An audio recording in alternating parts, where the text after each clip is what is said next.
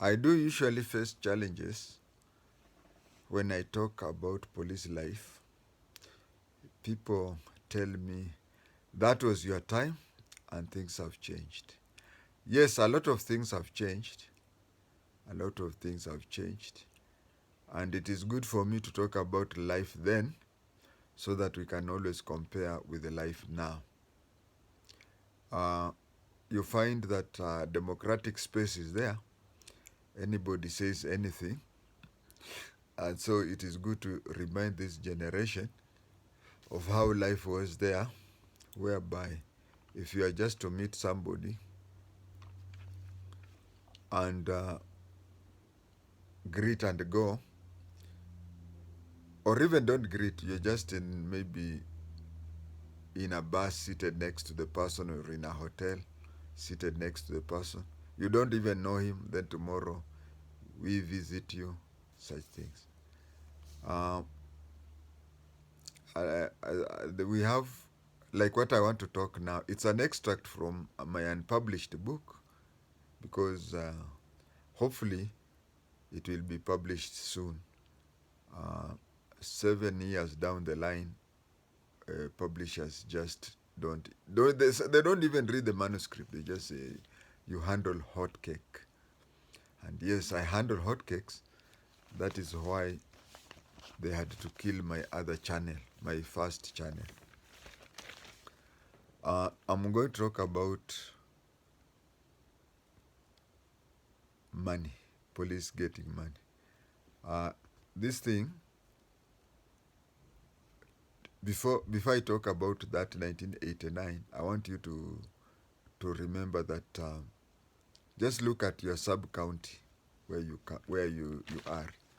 How a sub county with the least number of banks has 10 banks. Now that 10 banks, there are 20 APs. Each bank has 2 APs who are guarding the place. 10 APs. 20 APs. Every bank, every bank, they give out 2,000 shillings as allowances for the APs, and the APs are given 800. 1,200 goes to the district CIPU boss, that is Critical and Infrastructure Protective Unit. The person in charge is given 1,200. Of course, the 1,200 is not his or hers alone. He has one or two members of inspectorate who are deputizing him. And then there is also something that he gives to the county CIPU boss. But let me talk of him, because he knows how he shares it with his deputy, and he knows how he shares it with county CIPU commander. If the banks are 10 and there are 20 APs who are guarding those banks, that means that can you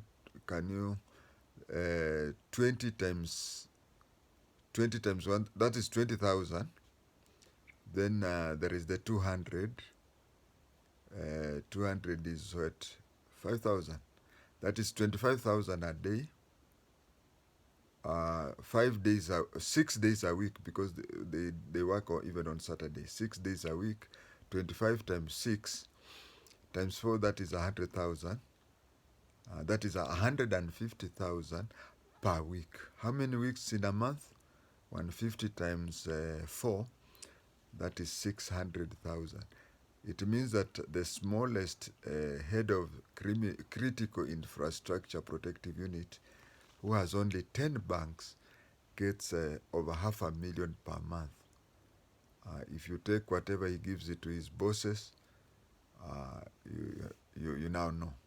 Not just you just look at the police in the roadblock. You say that the police who work in the roadblock, maybe he gives the OC traffic, whatever the OC traffic and whatever that lineup, and major line and OCS. If you count that one, those are peanuts compared to what those APs are getting. But all of us are just at the roadblock looking at those traffic police officers getting 50 shillings. Now, I also want to give you an example of what happened in 1989. First of all, I attended an inspection. When I went to Northeastern, I was posted to, I had applied to go to Mandera because my father used to work in Wajir before, and in 1972 and 71, 72. And my father also worked in Garissa 81, 82. So I wanted to go to Mandera for 89, 90, around there.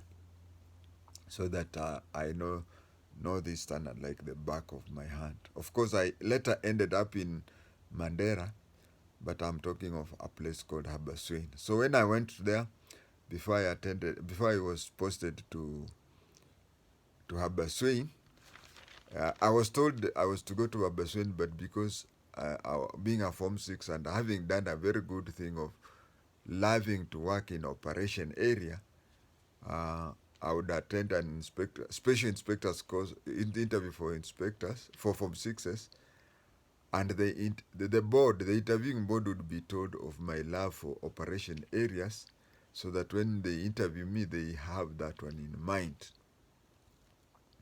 Of course, the chairman of the board was Joseph Mudambi Kola, who was not only a family friend, but also his son, Johnston, was also from 6 constable. He retired the other day, and we add up that. So I went to Wajir. I was told, don't go to Habaswein, just stay here, read police books, because when you join the special branch, you spend so much time doing things that are not related to police work that when you go for a simple interview, you fail. So I spent that 1 or so months in Wajir town, reading. And during my inspector's course, I would tell the instructors that I'm at Habaswein. Habaswein nowadays is called Wajir South Sub-County. So they would tell me, your roadblock ikifunguliwa namna hii. It was it is known throughout the country that the roadblock at Habaswein was a minting factory, money minting factory. So I just want to tell you what used to happen then. We used to have these vehicles for Mira, which would leave Meru area at around noon, and it had to travel at you even know about Mira vehicles even today. It would travel at bottleneck speed, and it was supposed to reach Somalia during daybreak. And as it goes very fast, you see the wind makes it like what do you call a fan. So it automatically air conditions the Mira so that the Mira reaches Somalia while fresh. And all roadblocks from Meru to the border, the driver used to have an envelope. It is written, just like when you're moving from Nairobi going to westwards, you'll pass through Naivasha, you'll pass through Nakuru, you'll pass through Londiani, you'll pass through Eldoret. So you have those envelopes written, Eldoret, Nakuru, whatever. He reaches there, and the roadblock stops the vehicle, it takes the upper envelope, hands it over, then it goes. So the envelope at Habaswein used to be taken by an AP constable whose work was just to collect that money. All vehicles used to part with 1,000 shillings.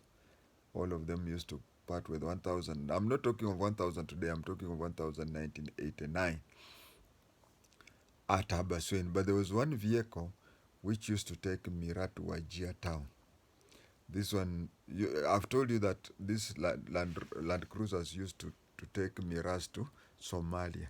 But this one particular one used to take to Wajir town, so it could not pay 1,000 like the others. It used to pay 750, which used to go to the administration police sergeant major. But Mwangi, yeah, he used to be called Mwangi. Mwangi would collect all the envelopes, and then after taking all the envelopes, he would give out 1,000 a daily, whether the DO, whether you are present or you are on leave or anything, he would just collect the money for you. So you would take 1,200 and hand over to DO Komora. The district officer called Komora would get 1,200 per day. The police inspector in charge of the police post was called Ndolo.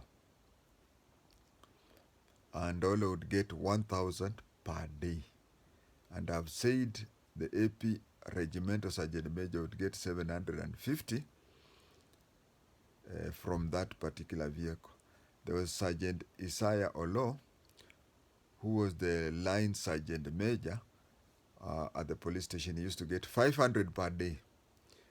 Other NCOs, I mean corporals, there was several corporals at the AP and several corporals at the police, including Corporal James Karani, who later retired from the police as a chief inspector. They would get 200 each. Now the police constables at the barrier, who are both from AP and you call it regular police, but it is called general duty police. They would be given 100 shillings per day. Now priority used to be given to those police officers who are soon going on leave. If you are soon going on leave, or you have a sick patient, you have a sick person, or maybe you are going for a course, that month you'll find yourself regularly on the roadblock, so that you have enough money when you go back when you go to down Kenya, whether to attend to your sick person or on leave or even attend a course. Then some changes happened. That is very important and interesting, that DO Komora was replaced by two DOs. There was DO1 JMC Munguti. JMC Munguti, I can't remember the M what it meant, but it was John Christopher. There's a Kamba name starting with an M, I've forgotten. John Christopher Munguti, and there was Moffat Moreithi Kangi. So Habaswein found itself with the two DOs. The substantive rank for Munguti was DO1, and Kangi, who recently retired, you see, he's the last deputy controller of State House during Uhuru's time. Previously, he was the provincial commissioner Nyanza. He was just a cadet DO. So instead of one DO, there were two DOs. And then the AP, they had an additional personnel who was an AP inspector called Killian Odawa. And of course, in the intelligence, we did have an inspector. Now I was there as an acting inspector. So we had meetings. We wanted to know how we can share the loot. And the meeting was the tension was so high, because you see, the number of vehicles taking Miraa did not increase. Neither did we increase the amount they were. They still continued contributing 1,000 per vehicle, and that special one contributed 750. So the question was, how do these people come? An idea was said that since DO Komora used to get 1,200, the two DOs share. The two DOs share, so that it becomes, they get 600 each. And Ndolo, the police inspector, now had two more inspectors. That is yours sincerely, and also there was Killian Odawa for the AP. Somebody suggested, why don't you share the inspector's money?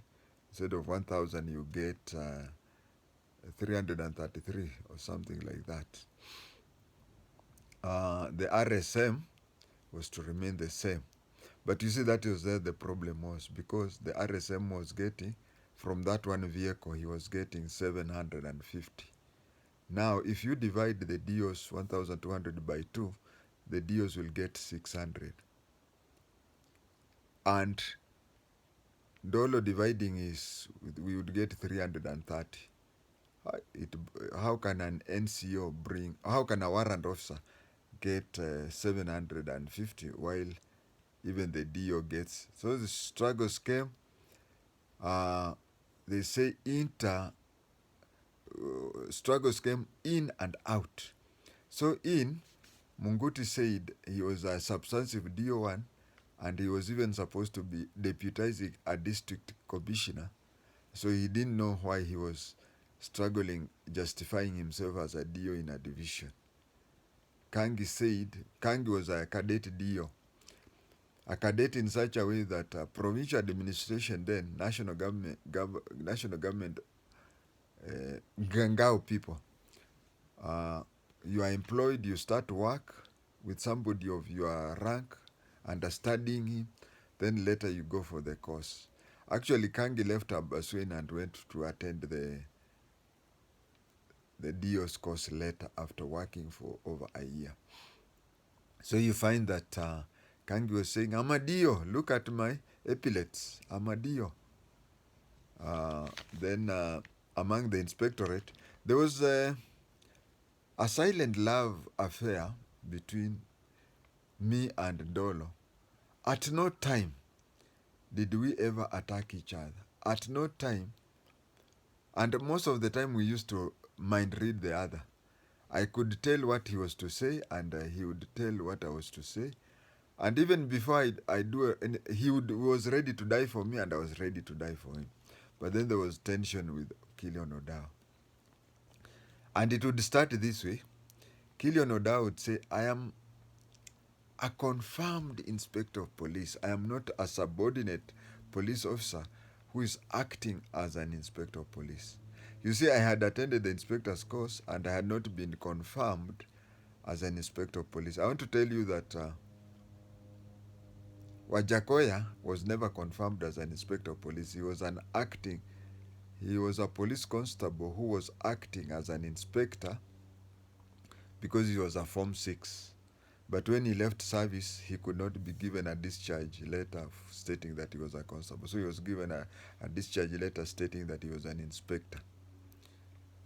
I was a Form 6 constable who was acting as an inspector pending confirmation.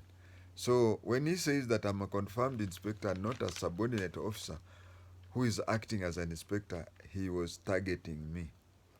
But before I could hit back, I would hit back by saying, I am a head of a department. A head of a department, and I sit on the sub-district security committee. I also sit on the sub-district, sub-DDC, district development committee, sub-district development committee. And do you attend any of those meetings? You are represented by a DO. So when it comes to departments being represented at the sub-district level, I am your senior. And then Ndolo would come and say, according to the AP Act in 1989, where they talked about ranks, they had talked of the ranks of APs from constable to warrant officer or regimental sergeant major. So he said, hii mawe yako ni ya, these are fake pips, because according to the AP Act, there's no rank called inspector, there's no rank called chief inspector. Nyi nyote ni askari ya AP. So tension would be raised, and the good thing about a very properly trained officer, the tension can raise, but it's rare, even if you're drunk, it is rare for you to go to an extent of shooting or anything.